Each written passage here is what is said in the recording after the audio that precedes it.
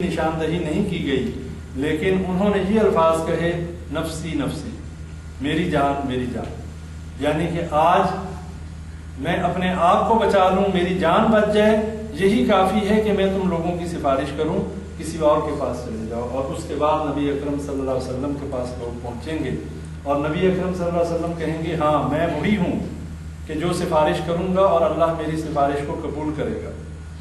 اور مقام محمود کے بارے میں بھی آتا ہے کہ ایک ٹیلہ ہے کہ جہاں پر نبی اکرم صلی اللہ علیہ وسلم اور ان کی امت اکٹھی ہوگی، اور نبی اکرم صلی اللہ علیہ وسلم نے فرمایا کہ میں وہ کلمات اس ٹائم ادا کروں گا، سجدے میں گر جاؤں گا جو مجھے آج یاد نہیں، اللہ تعالیٰ اس وقت مجھے بتائے گا اور میں اللہ کی وہ حمد و ثنا کروں گا جو مجھے آج معلوم نہیں، اور اس کے بعد اللہ تعالیٰ لوگوں کا حساب کتاب لے گا۔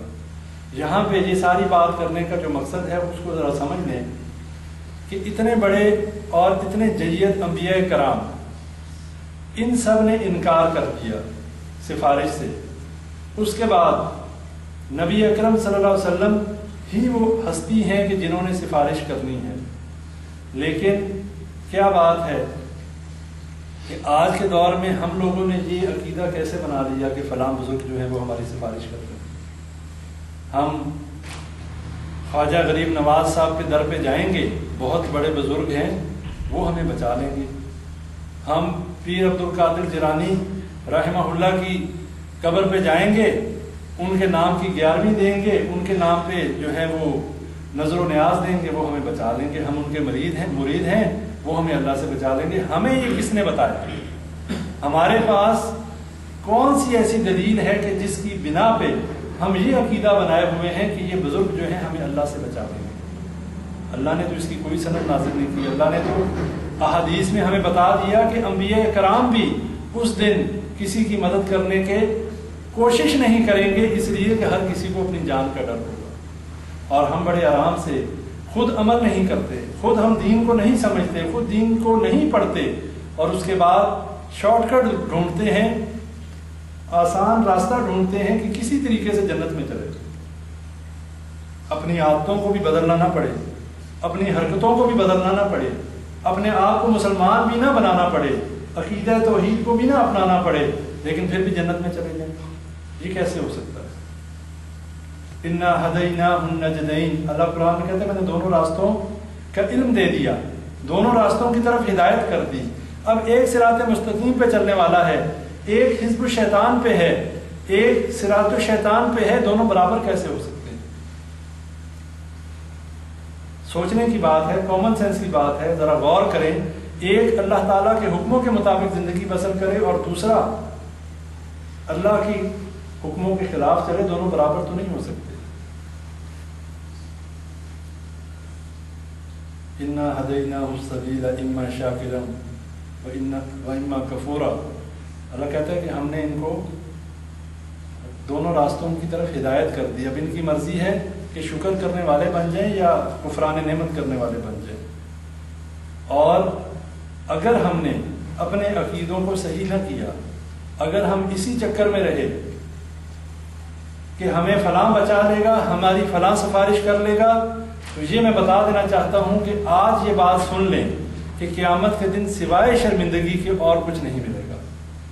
ہمیں اپنے عقیدوں کو صحیح کرنا پڑے گا، ہمیں شفاعت کے بارے میں جو عقیدہ ہے اس کو سمجھنا پڑے گا کہ شفاعت ہوگی لیکن اللہ کے حکم اور اللہ کی اجازت سے ہوگی۔ جس شخص کے بارے میں اللہ یہ فیصلہ کر چکا ہوگا کہ ہاں میں نے اس کی سفارش قبول کرنی ہے، اس کے لیے اللہ تعالیٰ نبی کی سفارش بھی قبول کرے گا، ولی کی سفارش بھی قبول کرے گا، اور فرشتوں کی سفارش بھی قبول کرے گا، اور شہید کی سفارش بھی قبول کرے گا۔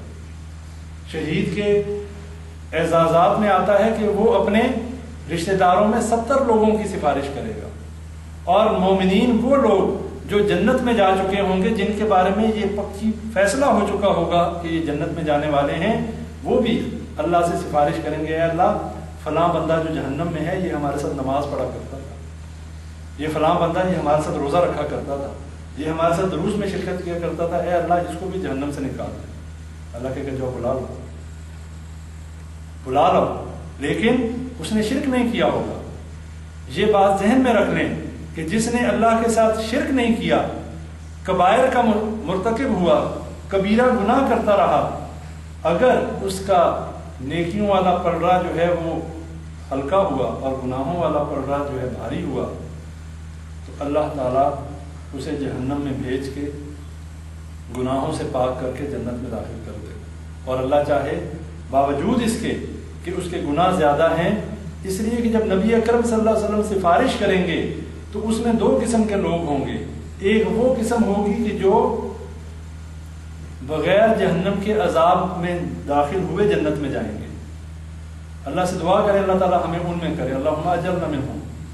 اور ایک وہ لوگ ہوں گے دوسری قسم کے جو جہنم میں جانے کے بعد پھر ان کے بارے میں سفارش قبول کی جائے گی اور وہ جنت میں جائیں گے. اور جو لوگ ڈائریکٹ جنت میں جائیں گے ان میں پھر آگے 4 قسمیں ہیں. ایک قسم ان لوگوں کی ہے کہ جن لوگوں کے بارے میں نبی اکرم صلی اللہ علیہ وسلم سفارش کریں گے، اللہ تعالیٰ بلا حساب کتاب ان کو جنت میں داخل کر دے گا. یہ وہ لوگ ہیں پہلی قسم. دوسری قسم وہ ہے کہ جن لوگوں کا حساب کتاب تو ہوگا لیکن ان کی نیکیاں زیادہ ہوں گی، ان کے گناہ کم ہوں گے. جب نبی اکرم صلی اللہ علیہ وسلم ایسے لوگوں کی شفاعت کریں گے اللہ تعالیٰ ان کو بھی جنت میں داخل کر دے گا. تیسری قسم ان لوگوں کی ہوگی کہ جن کی نیکیاں اور گناہ برابر ہوں گے، جن کو اصحاب اعراف بھی کہا جاتا ہے. اعراف جو ہے یہ جنت اور جہنم کے درمیان میں ایک اونچی جگہ ہے جہاں پہ نہ جنت کی نعمتیں ہوں گی نہ جہنم کا عذاب ہوگا. اور یہاں پر وہ لوگ ہوں گے کہ جن کی نیکیاں اور جن کے گناہ برابر ہوں گے، اور وہ اس درمیانی جگہ پہ قیام کریں گے اور اللہ سے اللہ کی رحمتوں کا سوال کرتے رہیں گے. جب نبی اکرم صلی اللہ علیہ وسلم اللہ سے شفاعت کریں گے ایسے لوگ بھی جنت میں چلے جائیں گے. اس کے بعد چوتھی قسم ان لوگوں کی ہے کہ جو لوگ جن کی نیکیاں کم ہوں گی لیکن گناہ زیادہ ہوں گے. نیکیوں والا پلڑا ہلکا ہوگا، گناہوں والا بھاری ہوگا. لیکن جب نبی اکرم صلی اللہ علیہ وسلم شفاعت کریں گے، سفارش کریں گے، تو اللہ تعالیٰ ان پہ بھی رحمت کرتے ہوئے ان کو بھی جنت میں داخل کرتے ہیں. یہ ہیں وہ 4 کیٹیگریز. اللہ تعالیٰ ہمیں ان چاروں میں سے کسی ایک کیٹیگری میں کر دے، اس لیے کہ اللہ کا عذاب ہم برداشت نہیں کر سکتے، اللہ کی جہنم کو ہم برداشت نہیں کر سکتے. آج جتنا مرضی بڑا فن خواہ ہو، جتنا مرضی بڑا جو ہے وہ 30 مار خواہ ہو، ادھر عام دنیا کی آگ پہ کوئی ہاتھ نہیں رکھ سکتا. اور یہاں کی آگ میں جلنے کا مطلب تو یہ ہے کہ انسان یا تو مر جائے گا یا انسان جو ہے وہ اس کی زندگی ختم ہو جائے گی، جل کے کوئلہ ہو جائے گا، بات ختم ہو گئی. اور یہ تو ایک درجہ ہے آگ کا. وہ آگ جو ہے اس میں نہ موت ہے، نہ اس میں انسان مرے گا اور نہ اس کی جان چھوٹے گی. ایسا نہیں ہے. اور اس میں جسم بھی انسان کو وہ دیا جائے گا کہ جس میں اذیت کی انتہا برداشت کر سکے. یہ عام، یہ چھوٹے، یہ ہمارے 5-5 6-6 فٹ کے جسم نہیں ہوں گے. وہاں پہ جسم اور جو کھال ہے وہ بھی اتنی زیادہ دی جائے گی اور اتنے لمبے قد دیے جائیں گے جو ہمارے 60 ہاتھ، ہمارے شروع میں جو حضرت آدم علیہ السلام کا جو قد تھا، اہل جنت جو ہیں ان کے بھی قد ویسے ہوں گے اور اہل جہنم کے بھی قد بڑے بڑے ہوں گے.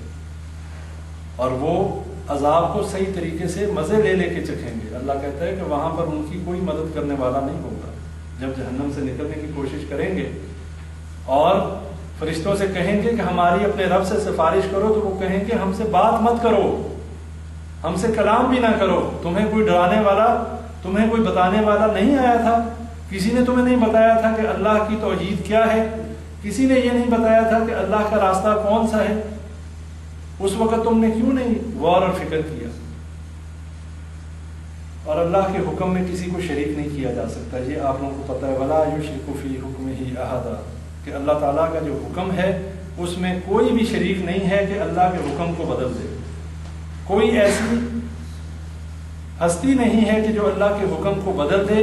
اور اللہ تعالیٰ ایک بندے کو عذاب کرنا چاہے اور کوئی شخص کہے نہیں ہے اللہ یہ میرا مرید ہے، اس کو اللہ عذاب نہ کرے. اللہ قرآن میں فرماتا ہے قُلْ فَمَن يَمْلِكُ مِنَ اللَّهِ شَيْئًا إِنْ أَرَادَ أَن يُهْلِكَ الْمَسِيحَ ابْنَ مَرْيَمَ وَأُمُّهُ وَمَنْ فِي الْأَرْضِ جَمِيعًا، کہ اگر اللہ تعالیٰ عیسیٰ ابن مریم اور ان کی والدہ حضرت مریم اور اس دنیا میں جو کچھ ہے